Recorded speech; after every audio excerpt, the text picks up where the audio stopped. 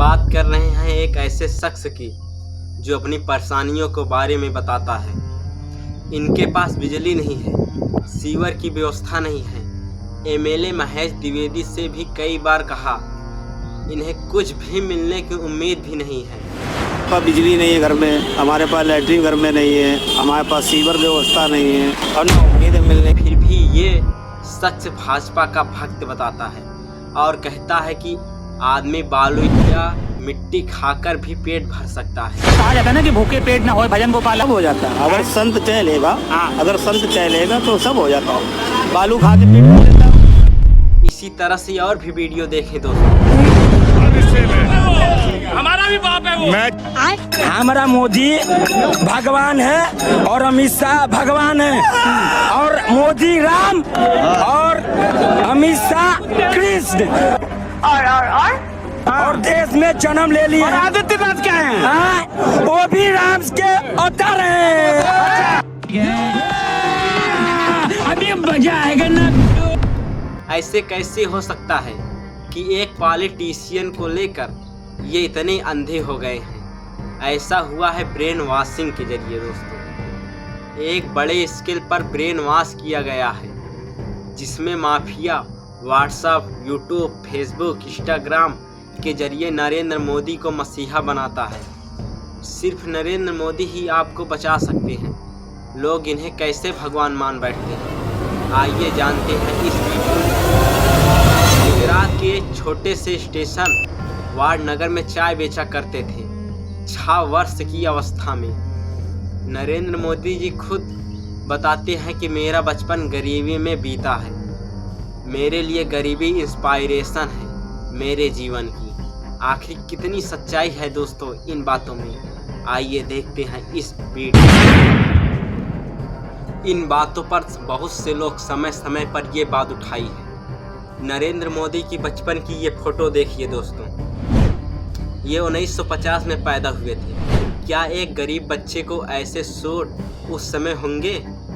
नरेंद्र मोदी गरीब ही नहीं, बहुत गरीब बताते हैं।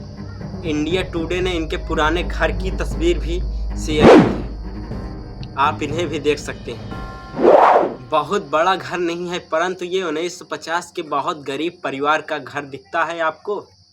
नरेंद्र मोदी जी के भाई श्री प्रहलाद मोदी जी कहते हैं कि उन्हें चाय वाला नहीं, चाय वाले का बेटा कहना चाहिए।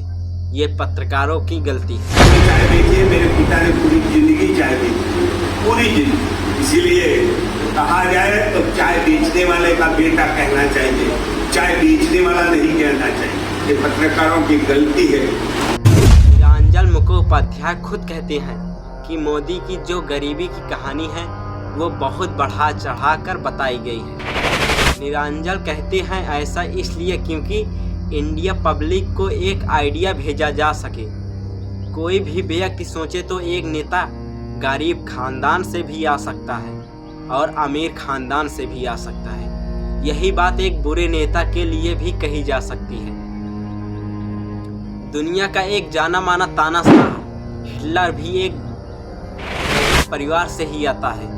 गरीब परिवार से होने का मतलब ये नहीं कि उसने गरीबों के लिए काम किया, उल्टा चंदा धंधा का काम करता था। उसके समय में कई कंपनियों ने करोड़ों का प्रॉफिट कमाया।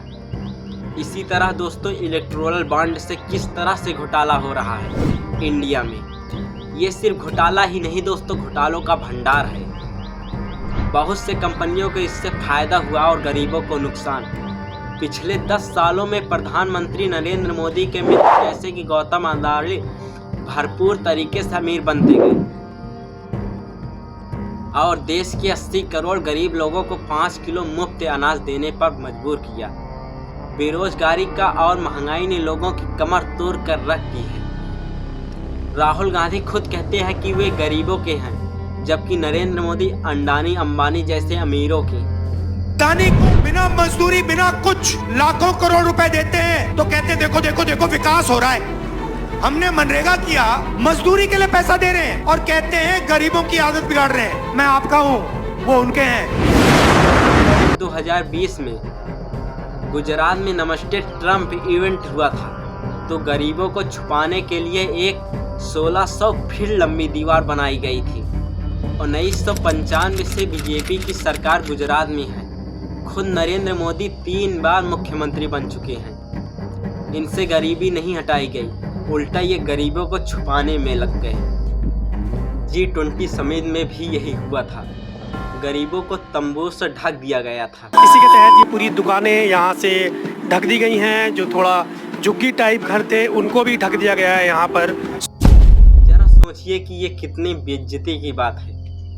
कोई आपसे कहे तुम अच्छे नहीं लग रहे हो, तुम तो एक दाग धब्बा हो, वे गोरे सेठ यहाँ पर आ रहे हैं, तुमको एक तंबू के पीछे ढक दिया जाएगा। कैसा लगेगा आपको ये सुनकर?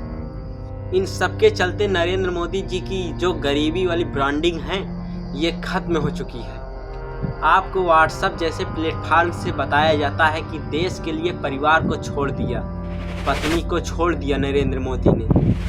फिलहाल ये दोस्ती उनका पारिवारिक मामला है, उसके बारे में ज़्यादा नहीं कह सकते, फिर भी ये एक बात कही जा सकती है।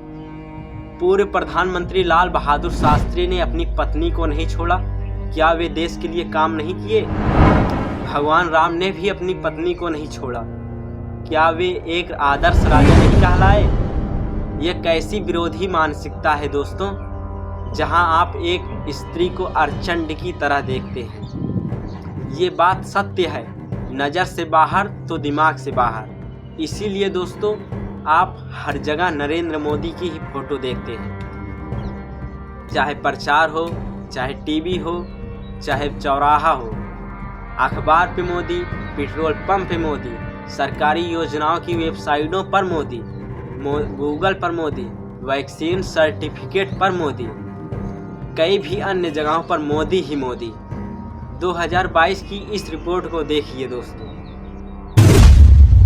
I&B मिनिस्ट्री ने बताया कि सरकार ने 8 सालों में 6491 करोड़ रुपए खर्च किए हैं एडवर्टाइजमेंट में। हर रोज 71 लाख अखबारों में ऐड देने में लगा दिया। ये सब सरकारी पैसों से चलने वाली ऐड थी, और जो पार्टी की तरफ से ऐड चलाई जा रही हैं वो अलग। अब धीरे धीरे मोदी मैजिक खत्म हुआ है, इसीलिए दूसरी पार्टी के नेताओं को बीजेपी में शामिल करने लगे हैं, जिन पर भ्रष्टाचार के कई केसेस हैं। इसलिए आप भी दोस्तों सजग बनिए और किसी भी फर्जी मैसेजों पर विश्वास न करें। मोदी को भगवान न माने, एक अच्छे नेता को चुनिए जिससे देश का विकास हो सके।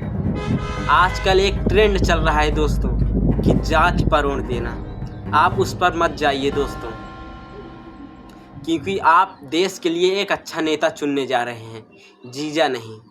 धन्यवाद दोस्तों।